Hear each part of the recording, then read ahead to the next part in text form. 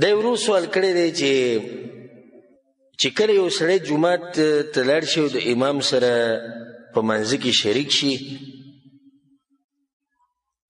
او دغه 2 رکعاته یا 1 رکعت چې کوم د امام سره وکړو هغه صحیح و، بیا چې کله د ځانه د لمونځ پوره کوو په هغې کې دی خطا شو نو دی به سجده سهو کوي او که نه به کوي؟ الجواب، زما دا عادت دی او اکثرو ملګرو ته معلوم دی چې زما نه ګورې سوال وړوکی ونته کې وشي زه جواب سم اوږد ورکوم.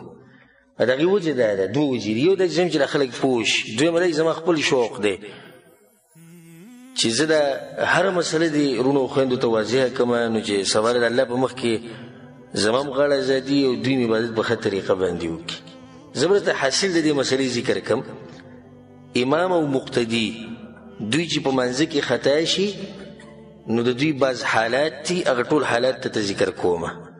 اولنی حال هغه دا دی چې کله مقتدي د امام سره په پوره منځ کې شریک شو، پوره موږ مطلب چې د اول نه سره شریک دی د اخره پورې، او امام خطا شو سهو شو نو امام به سجده سهو کوي او دا سړی به سره مقتدي به سره کوي که نه به کوي؟ کوي به که دا سجده سهو د سلام نه مخکې او که وروستی. د یو حال شو. دویم حال هغه دا دی اوس یو کس په منځ کې شریک شو، مسبوق دی. دا مسبوق هغه مقتدي ته ویل کېږي چې د ده نه سمونځ تللی دی.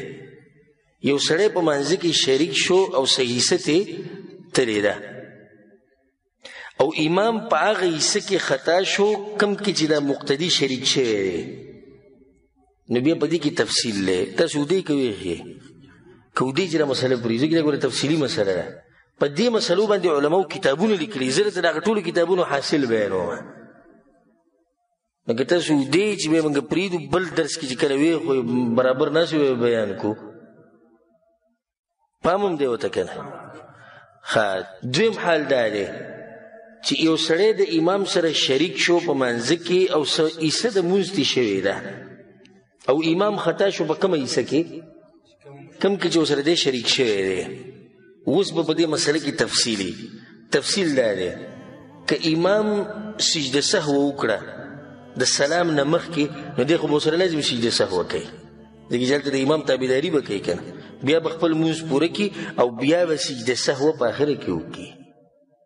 دې مسلې نه ګورې اکثر نه یم کېدی تاسو ټول ته نه خبر، بیا به سجده سهو وکړي ځکه چې دا کوم ځای کې چې د سجده ولګوله د سهوې ده دا ځای د سجدې نه و خو ده ولې ولګوله ځکه چې امام وکړه.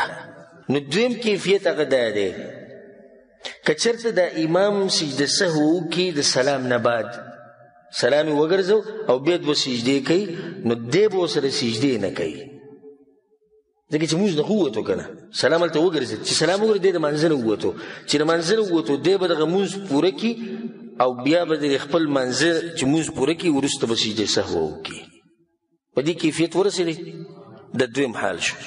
دریم، کله چې مأموم مقتدي ته وایي په عربۍ کې، کله چې دا مقتدي د امام سره په منځ کې شریک شي په صحیح حصه کې او امام خطا شو په هغه حصه کې چې دی پکې نه و، دا د هغه اولني په عکس دی. امام په هغه حصه کې خطا شو چې د مقتدي پکې نه و. لکه مثال به داسې ووایو چې امام خطا شو په اولني رکعت کې او دی شریک شوی دی په 3 رکعت کې یا په 2 کې.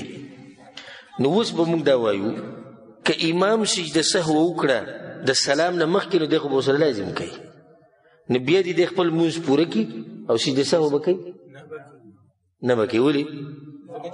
ځکه چې دا سهو په ده نه ده راغلی. او که دا امام د سلام نه بعد سجده سهو کوي نو دی خو به ورسره نه کوي، دی به پاسي، خو چې کله سلام ګرځوي نو بیا به سجده سهو کوي که نه به کوي؟ ولې به نه کوي؟ ځکه چې ده به هغه سهو نه ده راغلی. دا څو حالات شو؟ 3. نو څلورم حال د مقتدي د امام سره هغه دا دی که چېرته د مقتدي خطا شي په منځه کې، مقتدي صرف خطا شو او مسبوق نه دی، مطلب دی چې ټول مونځ کې شریک شوی دی. مثال به دا و چې سبحان رب العظیم ته پاتې شو، په رکوع کې د سبحان رب العظیم پاتې شو، نه دی به سجده سهو کوي نه به کوي. ځکه چې دی د امام په تابعدارۍ کې دی. حدیث به ووایو. اوس بله مسله، که چېرته دننه داسې خطا وشي چې د هغې د لاسه مونځ باطلېږي نه بیا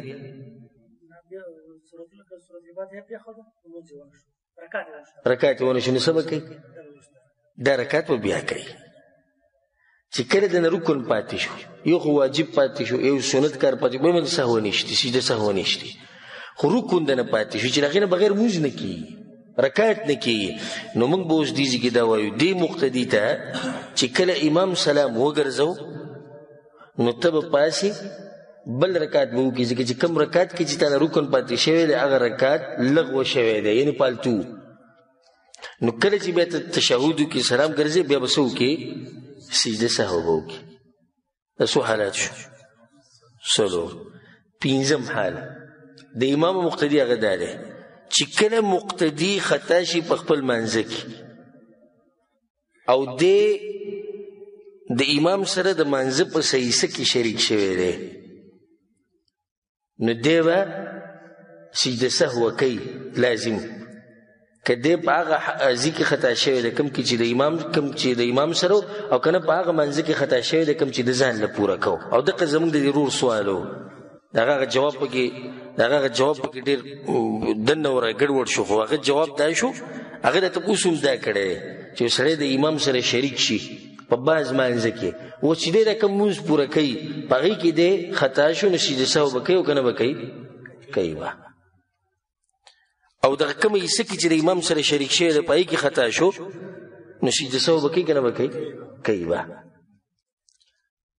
په دې ورسېدی که نه؟